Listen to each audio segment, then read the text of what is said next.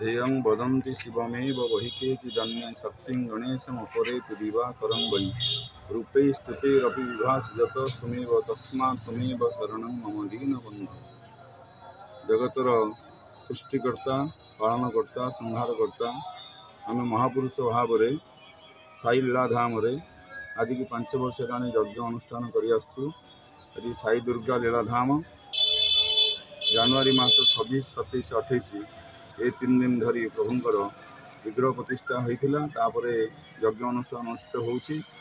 समस्त जगतर कल्याण पाई ईश्वर कल्याण पाई ये यज्ञ अनुष्ठान उद्दिष्ट एवं ये यज्ञ आज हूँ पूर्णाहुति दिवस संध्या 8 घटिका समय यज्ञ पूर्णाहुति कार्यक्रम करा समस्त श्रद्धालु भक्त मान सहयोग उद्योग उद्दीपना एवं समस्त साहाय्य अनुष्ठान चलुछि।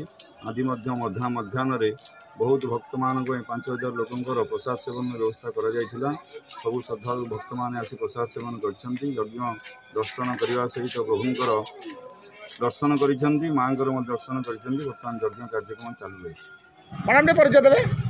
हूँ कमसा पात्र पेशार जन आईनजीवी साई दुर्गा लीलाधाम चट्टपटना साई मंदिर हूँ सभानेत्री पाखे भी अच्छा उपसभापति तपन कुमार राय। दीर्घ 5 वर्ष है बाबांकर एथर 5म जन्मवार्षिकी 2020 मसीह ये बाबांकर आविर्भाव होता। से दिन ठारू ये समस्त कर्मकर्ता मैंने बहुत परिश्रम करके बाबांकर वार्षिक उत्सव पालन कर जनवरी मास प्रत्येक वर्ष जनवरी मास 25, 26, 27 तारीख 26, 27, 28 तारीख में ये वार्षिक उत्सव पालन करा हुए। सारा जगतर कल्याणकर्ता श्री साईनाथंकर आशीर्वाद ये समस्त काम कार्य सुरखुर चले एवं ये जनहितकर काम सब हुए। विभिन्न प्रकार काम महिला मान को बहुत सुजोग दि जाए। ये महिला मान गोटे सुदृढ़ संगठन भी अच्छी से साहस बल आम ये बहुत भल भाव कार्यक्रम संपादन कर 3 दिन धरिक चले। जनवरी प्रत्येक वर्ष जनवरी मास 26, 27, 28 तारीख ये प्रथम जनवरी 26 तारीख दिन अंकुरोपण हुए। 27 तारीख दिन ये कलश यात्रा हुए। 28 तारीख दिन पूर्णाहुति हुए। ये 5000, 6000 लोकर समागम हुए। आउ किसी समय पर ये पूर्णाहुति आरंभ कार्य संपादन करेंगे।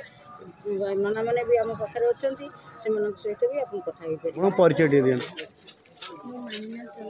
अनुभूति कौन कौन बाबा बहुत अनुभूति एमती गोटे छोट कथा मुझे दिने सन्ध्या बेले मुझे आलती देखा आसी यपटे मानने वर्षा एमती है वर्षा घड़घड़ी सहित जोर वर्षा है लाइन भी पड़ जाए। आम घर मीरपाटना मुझे एका महिला भितर मुझे एका आसी भाविली केमी घरे पिला छाड़ी आसमी जीवी विश्वास करें बाबांकर एत महिमा मो बाबा डाकी बाहरी पलैली जो करेन्ट भी न थाए बाटर मत एमती झुणा बास्ना होता है जे पछक चाहला बेलू मत जमी लगुए बाबा मो सहित आसुँच ठीक जमी घर आगर हो गली बहुत एठू बोधे 2 किलोमीटर खंडे हम जाकि जमी घर दुआर मोर हो जामती वर्षा जोर है मत पूरा अनुभूति है जे बाबा मत नहीं कि घर आगे छाड़ी आसिले से दिन ठार मोर एत विश्वास तापर बाबा पाखे मोर एत कृतज्ञता जे मु जीवन में बहुत कष्ट दुखरे मैंने बाबा को स्मरण तो करके सब डाके पूजा अर्चना करे एमती कि मोर बापा भाई कि मैंने मोर सांगसाथी सब भी भावे बाबा को मो दुख प्रत्येक दिन मो बाबा को सबकि जनाए। मोर 2 झील मोर बहुत विश्वास जे मु बाबा पाखे गुआ बसैला मोर गोटे पुओ भी है बाबा को मुझे ठारू एत आत्मार माने विश्वास मोर आसी जाइए कहीं भी कल्पना करें जे मो अंग मो देह शरीर भितर सब बल बाबा ही बाबा। परिचय मो ना रमेश चंद्र दास कुशनना मुझे प्रभुंर रीतिकांति कर प्रति वर्ष यज्ञ प्रभुंर जन्मवार्षिक यज्ञ उत्सव हुए। 3 दिन धरी अर्पुरा अर्पण मध्याह्न यज्ञ पूर्ण यज्ञ हुए।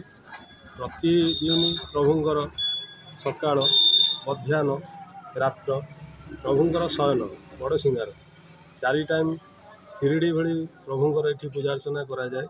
रीतिकांति अनुसार समस्त भक्त समस्त श्रद्धालु ये आसी उपस्थित हुए। प्रति गुरुवार प्रभुंर पूजा अर्चना जोर धूमधाम हुए।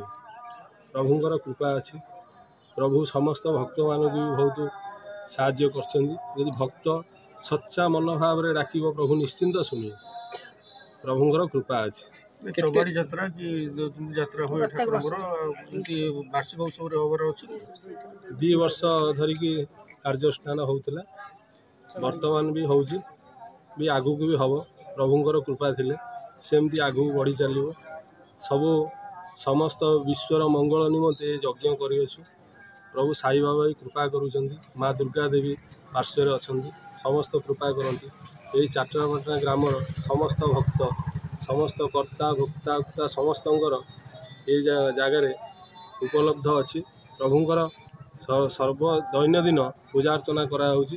ପ୍ରଭୁ ସମସ୍ତଙ୍କର ମନସ୍କାମନା ପୂର୍ଣ୍ଣ ବି କରୁଛନ୍ତି।